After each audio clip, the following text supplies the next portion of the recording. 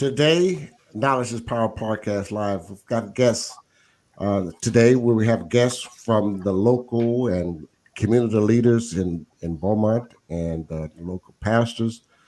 We're here today to introduce you to a program, and this program is for those who are residents of the state of Texas, and it's called the Texas Relief Rent Assistance Program. And today I have Sister Mrs. Linda Spice Jones, Joe Higgs, Pastor Curtis Jean Johnson with the Greater Grace Missionary Baptist Church, Reverend Vernon Tubbs, and Mr. Frederick Fusilier. They're going to be joining me on this special program. And we're going to talk about it because right now, the U.S. government has issued $25 billion to help renters for their rent over in arrear and utilities. 1.9 billion allocated to the state of Texas. And that's what we're going to talk about on Knowledge is Power Podcast Live.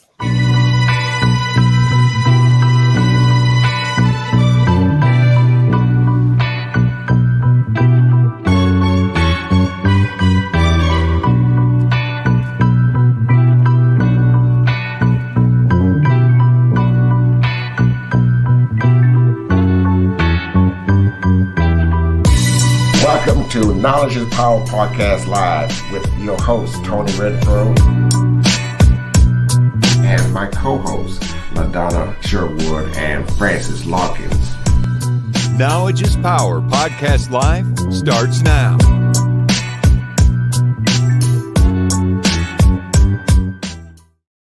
$1.9 billion to the state of Texas that the government has issued for the state of Texas to help rentals with their rent, utilities. And we're going to talk about who's qualified to receive this.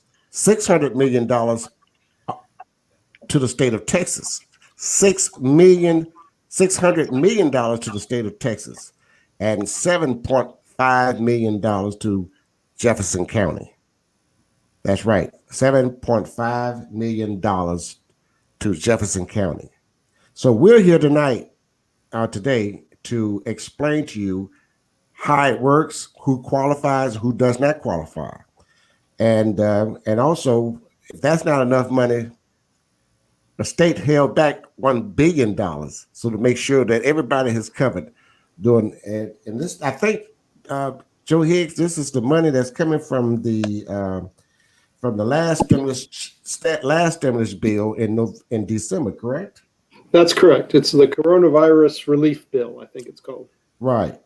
And so tonight we're going to find out who qualifies and who do not qualify. And then we're going to answer questions about how do you get this information? Where do you go to get it? We're going to give you a website and we're going to give you phone numbers. And I'd like for you to share this program to everyone you know because it is very necessary, very important. So, Reverend Johnson, what is the purpose of the program? Well, good evening, Mr. Tony Winfro. Thank you again for having us to come on and share. This is a great program. The program provides rental and utility assistance to qualified applicants.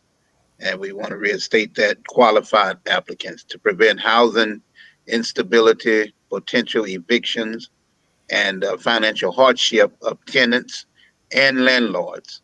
And as a result of the COVID-19 public health emergency. So this is a good program that the state has, and we hope that everybody that qualifies will take part of it because it helps both the tenant as well as the landlord.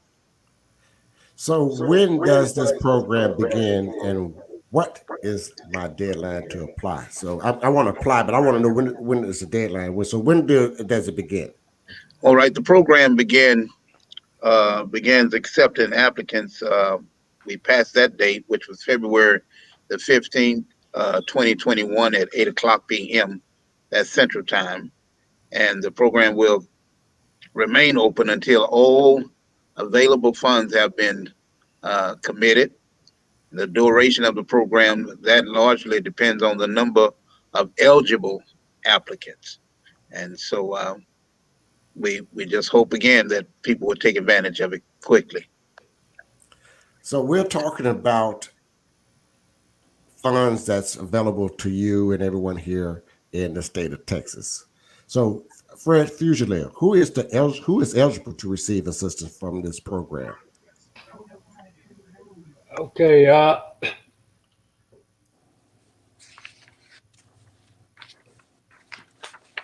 Where are you? There we go. all right. First of all, this program is designed for renters. That's the first qualification. This is just to help renters to keep from being evicted. And there are one of the main qualifications is you have to have income below less than 80% of the area median income. I'll show you that sheet there. You can see in Texas, in Jefferson County, I don't know if you can see this or not, but the 2020 median income is $67,500. So, Mr. Fusilier, you're saying that 80% of 67.5 is what? Not exactly, because if you look at the chart, it's also adjusted for the number of occupants in the household. Right. So let's see. So if that was two, if that was two, a household of two, that's going to be an income of maxed at 43,200, right? And 80% of that qualifies them for it. The chart is showing the 80%. Right. So as long as they're below that level, if it's two in the household, as long as they're below 43,200, they qualify. Right. And as the number of occupants goes up, the qualification goes up. So if you look at the chart, going up to about 6 in the household, you can have an income of as much as 62,600. It looks like. Okay. So I'm kind of acting as I'm eligible as well. So let's say this. So what if is it that I have to make less than $62,000 and I have 4 people in a household? I do qualify, right?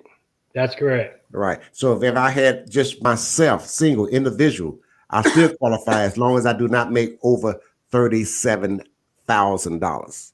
That's correct. Correct. So I want to make sure everyone understand what we're talking about. And I'm breaking it down. So if you have questions, we're gonna, and later on this show, we're going to answer your questions that we have not answered, or you have in-depth questions. We're going to answer those questions for you. So now, again, people, a household of 4 on this chart here, you have to make less than $54,000 and you qualify. Correct, Mr. Fusilier? Yes. Oh, great. Now, who is not eligible to receive assistance from the program? I'm going to post something up there. I know what you're going to talk about. How about this? There we go. Okay. First thing, remember, you have to be a renter. This is just for tenants. Right. And the other people that are not available is if you're receiving government assistance housing. And to try to qualify why that is because if you own government assistance housing and you lost the income, your rent is supposed to be adjusted automatically.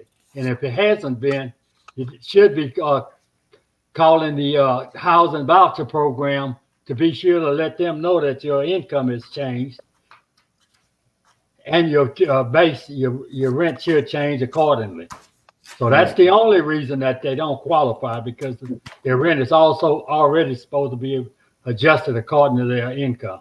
So question number 1 would be, and for anyone that's listening, and you might be listening to the next day or next week with time, but the question is, are you seeking assistance for rent and are utilities for your primary residence located in Texas? If your answer is yes, you qualify. Now, those who are not qualified is not qualified for assistance for its rent utility is whom, Mr. Fugilive? Well, we already went over the income levels, Mm-hmm. but the only other renter that wouldn't qualify would be the ones, like I said, that were already on government assisted housing. Okay. And just to clarify that, that's why I know I was kind of long-winded, but I wanted you to know you still have avenues because your rent should have been decreased anyway when your income went down. Mm-hmm. So don't just think just because you don't qualify for this program. I don't want to let them go out in the wind thinking that there's nothing that can be done. So let me go over the 5 questions again. 5 questions. If all your answers is yes on these 5 questions, then you qualify. Are you seeking assistance for rent or utilities for your primary residence located in Texas? Located in Texas, not Louisiana. Texas only. This is only for Texas. Second, question number 2. Is your household income less than or equal to 80% of average medium income for its size? If your answer is yes, that's number 2.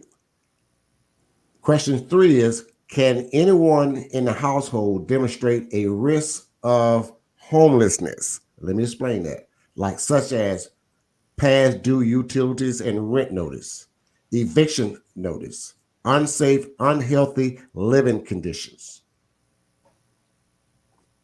Question number 4, has anyone in the household experienced any of these financial impact related to COVID-19? That means reduction or loss of income, increased expenses, qualify for unemployment benefits. Now that kind of breaks it down a little bit. So I'm going to break it down a little bit more. If you had a loss to income, say that you was making $300 a week, now you're only making $250 a week. That's a loss of income. Or you lost your job. That is a loss of income. Someone in the home that lost their job or not getting paid their average income, that is loss of income. Unsafe, unhealthy living condition. You're living with someone else. You're living with your family because you lost everything from COVID-19. You couldn't afford to pay. That is qualified for homelessness. Question number 4.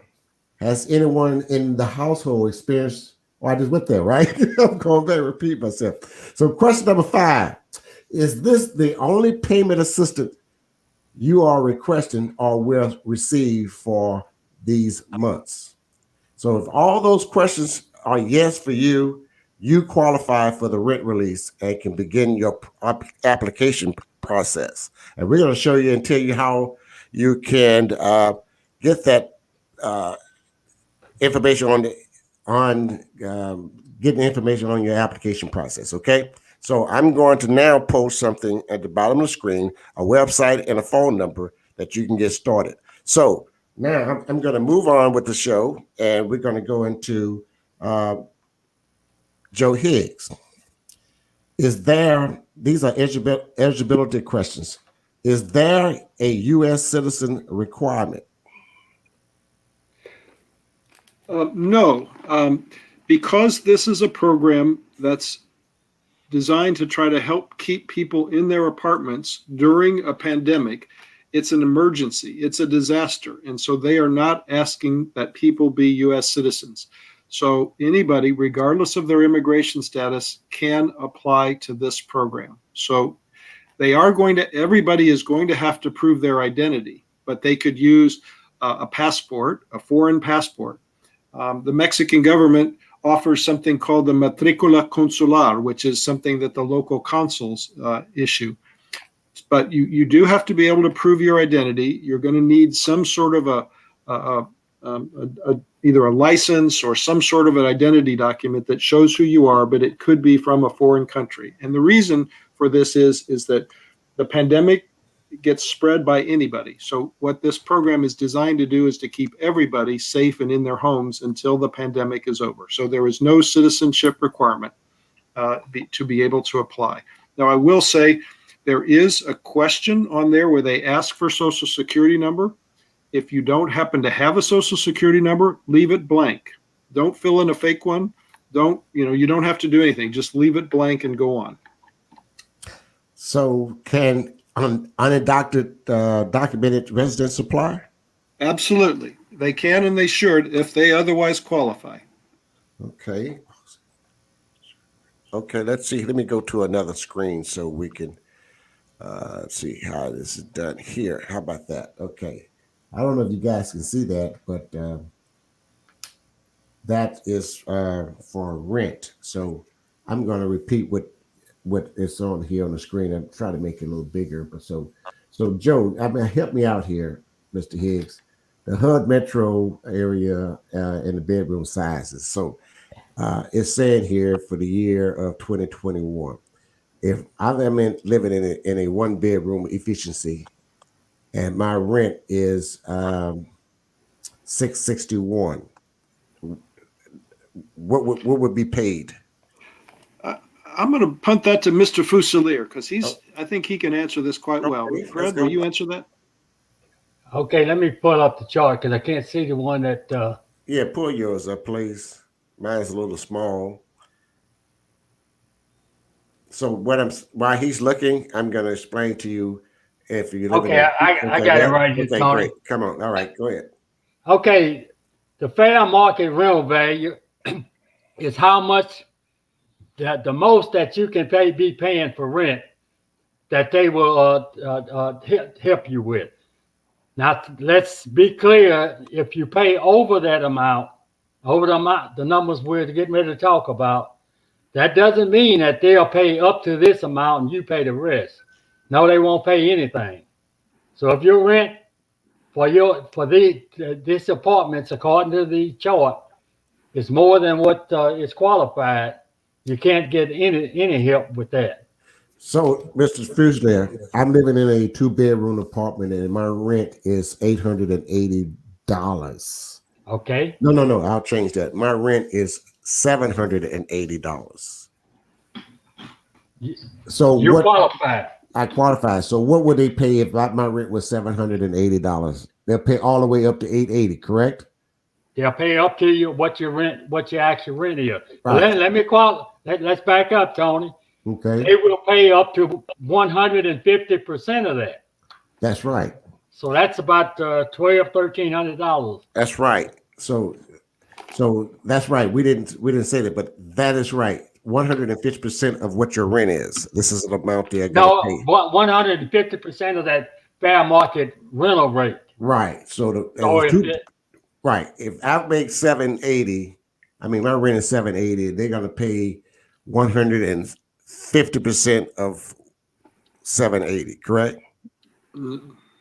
No, they're gonna pay it all up to that amount. If you had a 2-bedroom apartment, let's back it up. If you had a 2-bedroom apartment, they will pay your rent, help you with your rent, as long as your rent is below $1,320. That's right. That's 150% of $880, which is the fair market rental value. Okay. Do we need to back it up again? Back it up again. All right. The fair market rental value for a 2-bedroom apartment right now, 2021, is $880 for a 2-bedroom apartment.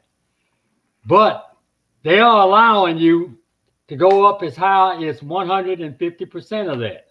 So you could have a 2-bedroom apartment that's up to $1,320 and you would still qualify.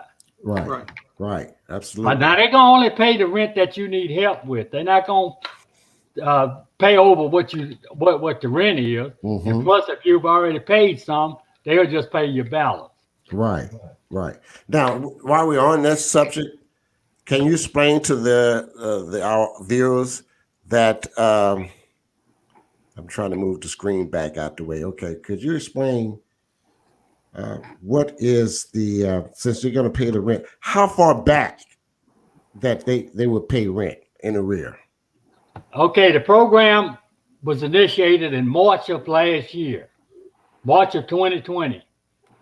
So you can go as far back as March of 2020. Right now, that would be 11 months worth of rent. Mm-hmm. If you don't get it till next month, that'll be 12 months worth of rent. Mm-hmm. But they will pay up to 15 months of rent for you. Up to 15 months. Okay, but the caveat to that is they'll pay you back rent up to March, as far back as March. Mm-hmm. If you don't owe back as March, whatever you got, and then they'll pay it up to 3 months in advance.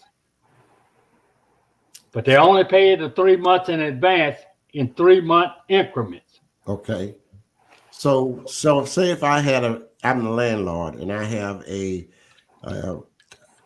renter that is 3 months in arrear. Okay. And they're still not working, still can prove that we have the real documents, and I can request as a landlord, I can request 3 months advance from there. So so from December to February is 3 months. I can request March, April, and May. Right. Yes. 3 months in advance. Okay. So this is also not just for the renters help, but it's also for that's something for the landlord as well. Yeah, the whole idea is to help the renter to keep them in their apartment. Right. But by the association, if the landlord gets his rent, he's benefited. That's right. Okay.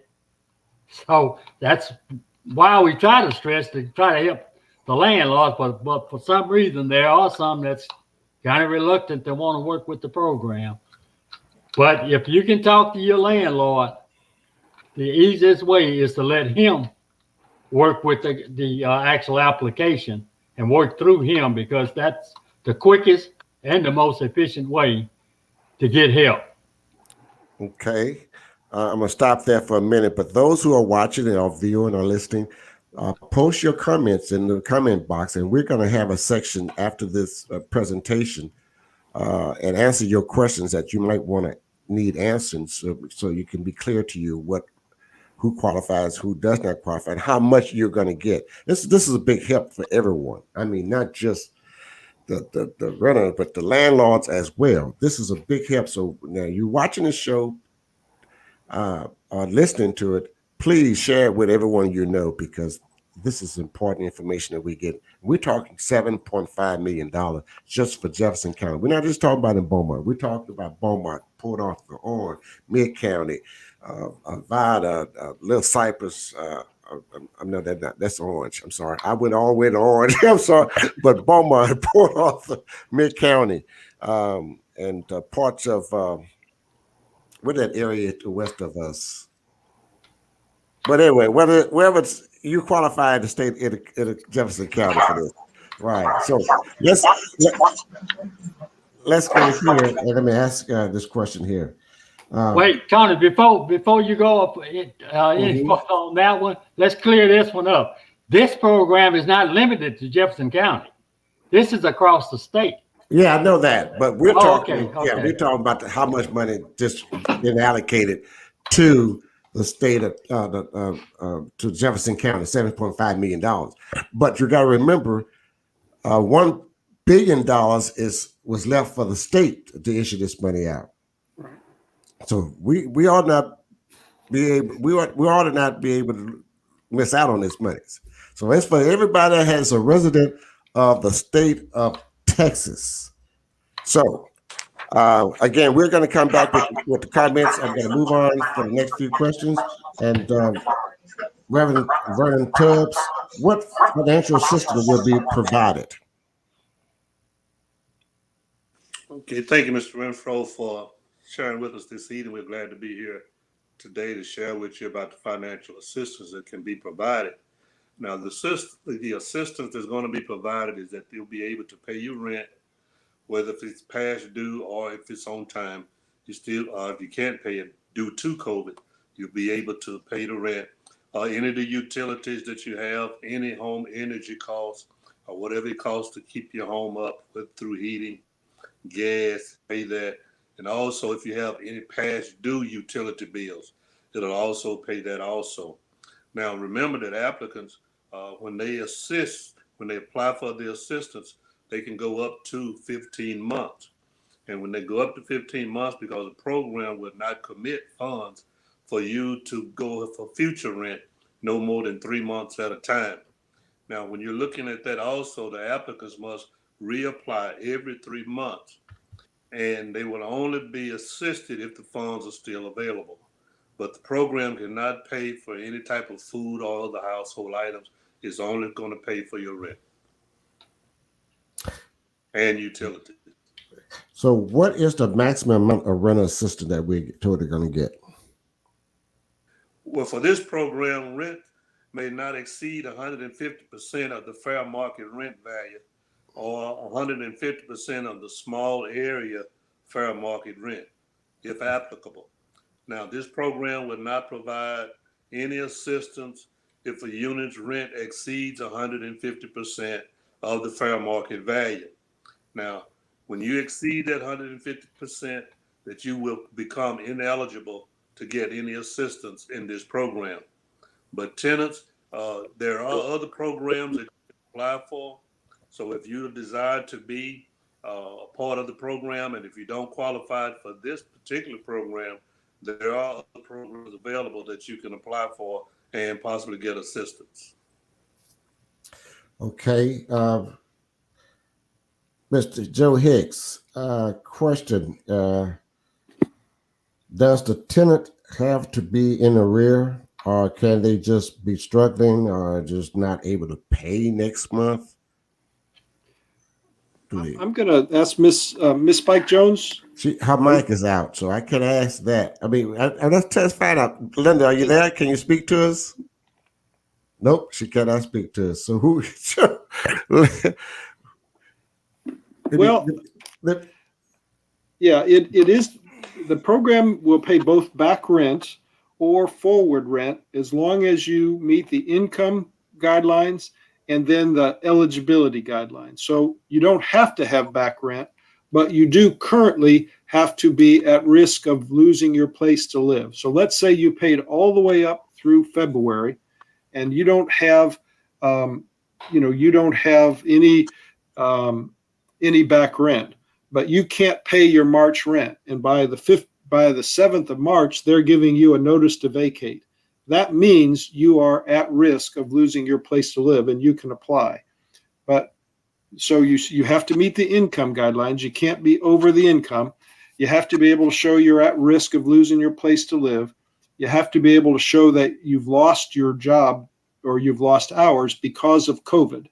Now, it can't just be, I don't earn enough money. I've got an apartment that's too expensive for me, or I just don't earn enough money, or whatever. It has to be, you have to be able to demonstrate that you lost hours or work because of COVID. And that's just a requirement of this program. But yes, you do not have to have back rent. You just have to currently be able to show I'm at risk of losing my place to live. Now, will the tenant and landlord be notified when a payment is made? Yes. If you apply to the state, and that's, as Mr. Fusilier said, it's much better if you apply with your landlord because they can help you provide some of the documentation of your lease. And ultimately, the money is not going to, in most cases, the money is not going to go to the tenant. The money is going to go directly from the state to the landlord. But you, the tenant, will find out that the landlord has been paid.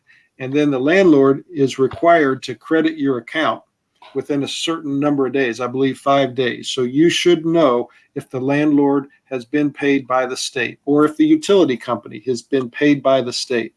But the design of the program is for you to apply with your landlord. It'll be much faster and much more efficient if you can have a good relationship and work with your landlord. And most of the landlord associations across the state are all encouraging landlords to participate. There's no reason, because this is the way landlords are going to get paid. So you shouldn't be afraid of your landlord, even if you've had a bad relationship with them, even if they've been chasing you around for rent.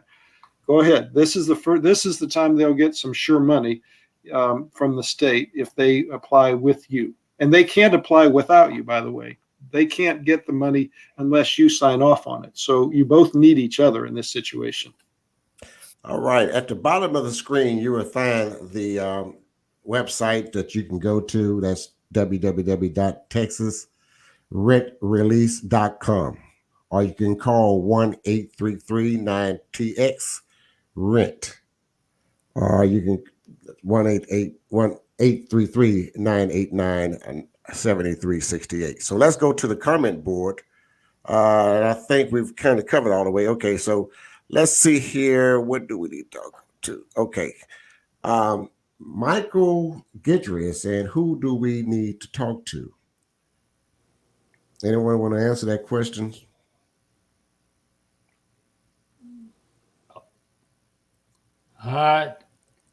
What do you think he means? Well, actually, he needs to just go into, you don't need to talk to anybody. We You just go to the website. Yeah, go to the website. And you can go to the website and post that, or call, or go to the website. I went through the website on last night, just to see what it was about, and it's very simple. Just filling in the blanks and moving on down. But the landlord has to fill his part out, and the tenant has to fill their part out with documents stating that their residence and how much they owe and how much you're requesting. And the best thing to do is, like Mr. Hicks was saying, is that it's best to go through the state right now, because Jefferson County is not prepared to issue the monies right now. So it's best to go to the state and with your landlord. If you're a tenant, get your landlord to do it with you, so you get the money faster. So I'm gonna go to another comment, and so as we want to ask, let's see here, Daisy Hardison is asking, is there a program for home owners assistance? Not at this time. Okay. There's a program out there, but it's a little bit different, and we haven't really delved into that, Tony. Okay. Let's go here to Michael Guidry has another question. He said, I have a 1-bedroom by myself, and I make under $30,000 a year on total disability. That's easy. You qualify.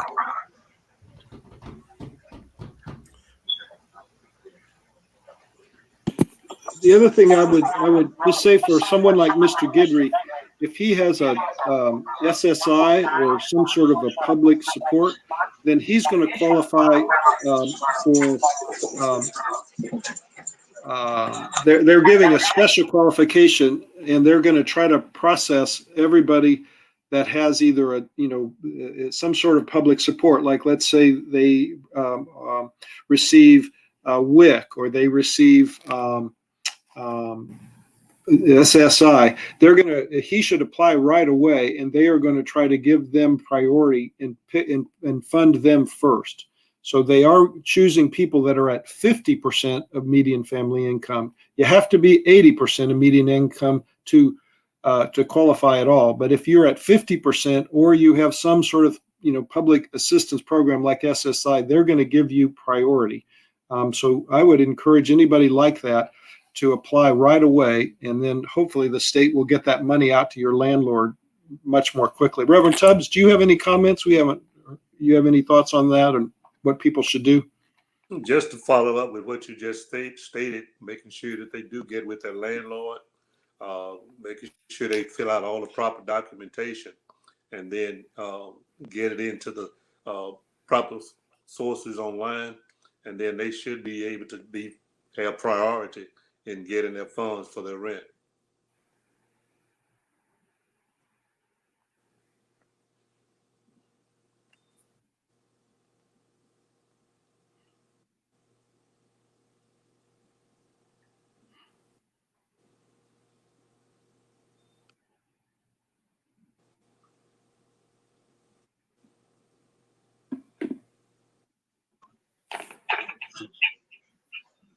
I think you're muted, Mr. Tony.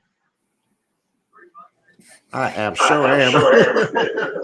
Okay, so nobody hearing anything.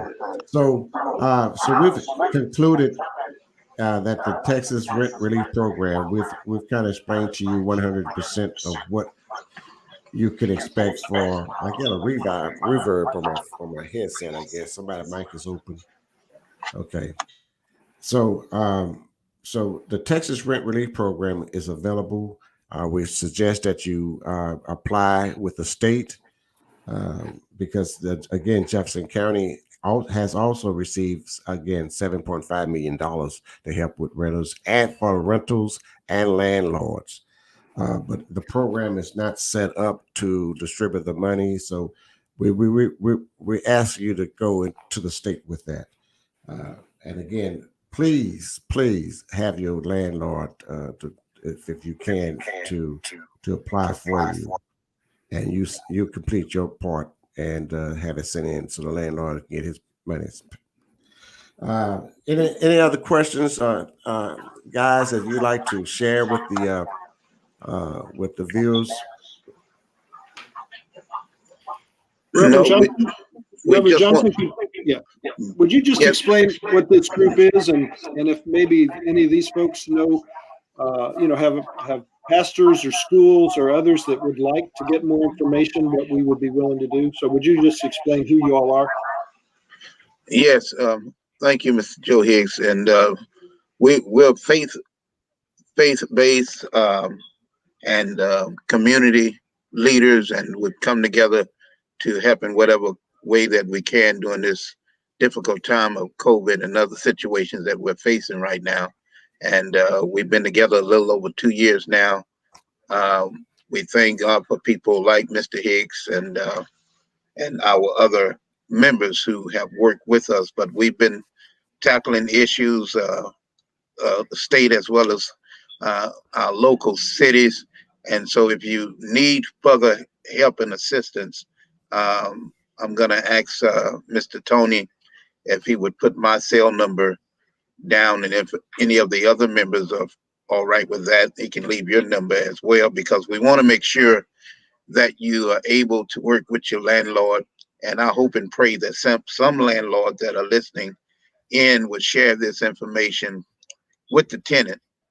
And if you need further understanding, whoever we're talking to, just feel free to call, and we'll make sure you get the type of assistance you need. But it's not going to help you just to listen. You got to be a doer. You can't just be a hearer. You're going to have to get up and take some initiatives, because this is going to be with us until it's depleted. And you can rest assured that people are filling out their applications. So you don't want to be slowful. You want to get in a hurry and fill out the applications, get to understand the program, talk to whomever you need to talk with. And we do realize that everybody doesn't have the same abilities, this, that, and other. If you need help with understanding the program, please don't hesitate to call us and let us know, and we'll get you the help that you need. And please take this broadcast. Thank you, Mr. Tony. Take the broadcast and share it, and keep sharing it, so everybody can have the opportunity who need the funds can receive it. And again, this is the rental assistance and utilities. So don't be prideful. If you know you need help, get help. If you know somebody that do need to help, just don't keep it to yourself. Do it like we're supposed to do the gospel, share it with somebody. So thank you again, Mr. Tony Winfro. You've been a blessing and a great help to the public. Thank you so much. Mr. Hicks, you muted. Yes, I'm sorry. Just a second. Reverend Tubbs, could you answer this? If somebody doesn't have a computer, because there's a lot of folks who've lost access to the internet, how can they get help? How can they apply for it now? Well, let's say we got a team, and that number is there, and I think there's a number you can call as well, and it should give you some help there. Mr. Winfro has it on the screen now. There's a number you can call. But again, we want to be of service. If you run into any complications there, and you know you meet the qualifications, please get in contact with one of the group members. And again, Mr. Winfro, feel free to leave my number. What is your number so I can post it? Yeah, area code is 409-351-5465. Repeat that one more time. 409 Mhm. 351-5465. Okay.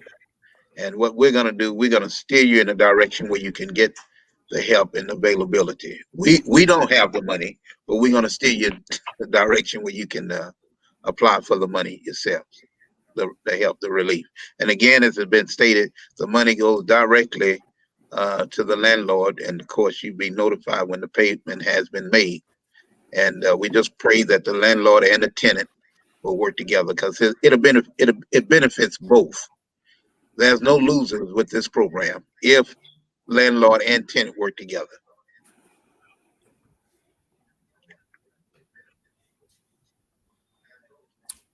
Any last thing sharing? If anyone else want to share anything to the public? Okay, you muted too. Okay, there we go. On Okay, what Mr. Fuse. Reverend Johnson just said, because the question from Michael Gidry, it still had me puzzled. And maybe he asked that question before you posted that first set of numbers, Tony. But because it might be somebody that's not real familiar with a computer, and they wanted to know who to actually call. Mhm. So I'm hoping that number that you got posted there answered his question. But even more so, and like Reverend Johnson said, call someone locally, like him. But one asset that we have been working with is the local JPs. Mhm. And you can call any of your JPs because they have all this information. And we have been working with them, and they should be able to steer you to someone in our group if they can't get you direct contact to the actual applications and forms that you need. Yeah. That's actually an important point that your suggestion, Fred, is that if somebody's already had an eviction case filed, if they're already gotten a notice that they're supposed to go to court, Reverend Tubbs, what should that person do? If they've already got an eviction case filed against them, what should they do? You're muted, Reverend Tubbs. Okay, sorry about that. But if you do have a case already filed against you, your landlord filed a case. So the thing to do is there's a form that you would fill out, get your landlord to fill it out also, and then turn it in to the justice of the peace in the district where you live. And when you turn it into the justice of the peace, he'll be able to get with you and possibly the landlord and tell you about the program that's available for you in order for you to get rental assistance. And so, but you still have time even after that case is filed. It does not mean that you have to be evicted right then or right away. From the time that the landlord files that eviction with the JPs, you still have about 6 to 8 weeks before you actually have a case filed against you. So there's time so don't evict yourself, but make sure that you can get to the JP's court with your documentation of that you have seen, that you know that there's been a case filed against you, but you have the proper documentation. Take it to the JP's court. Keep a copy for yourself so that you'll know that you have filed. And then through that, you should be able to find some time working through the process. And if the landlord is willing to work with you, then you'll be able to stay in your apartment. But the worst thing you can do if you've had an eviction case filed is to either self-evict, which means you just go and leave, or to ignore it and think somehow it's going to go away. So the best thing you can do is have a conversation with your landlord, or as Reverend Tubbs said, go to court, talk with the judge. But there is money to help you. Even if you're already in eviction court, there's funds that can help you. But if you give up on it, if you run away, you'll have the eviction judgment against you. You'll have it against your record, and it's a lot harder to rent your next apartment. So you're much better off go in and deal with it, and then trying to get your landlord and you to work together to get the back rent paid off through these funds. So this is a one-time only. I mean, this isn't going to happen once the pandemic is over. This is because there's COVID out there. But for now, if this is the situation and you qualify, then you ought to take advantage of it, because this is this is how you can get out from under a debt burden that you might be under right now. But you got to take action, as Reverend Johnson said. You got to be proactive about this. And also remember, Joe, if you've already received an eviction notice and you file through this Texas rent relief, you get priority, because there's a different path they'll send you on to fill out that application, and it takes you to the diversion project program.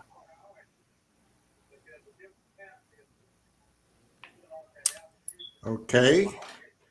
Any more we want to share? Are we there? I appreciate you guys so much, and you've been a big blessing to the people in your city, Beaumont, and Jefferson County. And again, let me repeat this. This is not just for Jefferson County. This is for everybody in the state of Texas. So if you're in Orange County, Hardin County, Jasper County, this is for you. I mean, this is for everybody in the state of Texas. Harris County already has their money, and they're issuing it out right now. Right, Mr. Higgs? Right. So we're asking you guys to get with your landlord, go down to the office, and you can make sure you get into this. I'm bringing in Judge Ben Collins. He's been sitting backstage for a while. You know, he's a little like Linda. His computer savvy is a little rusty. So, Judge, it's now that we have you here with us. How are you, sir? Can you tell us a little bit? I know you've been backstage. I don't know what backstage you were. Maybe you was at Julie Rogers Center backstage, but you went back on our stage. So, I was watching Dallas Cowboys, okay? I grew up with chalkboard, okay? Yeah. Y'all still slugs. But anyway. All right. Don't start. Y'all pray for Tony, y'all. Pastors, y'all pray for Tony. Please do. Please do. Judge, someone would like to kind of add Judge in here, kind of give him up to date what we talked about with the viewers before I give him about a few minutes so that he can explain to those tenants that's watching or that's going to see it or hear it, what they can expect if they had to go to court for an eviction. Mm-hmm. Yes, sir. When they come in, we ask them if they file for the declaration from the CDC declaration.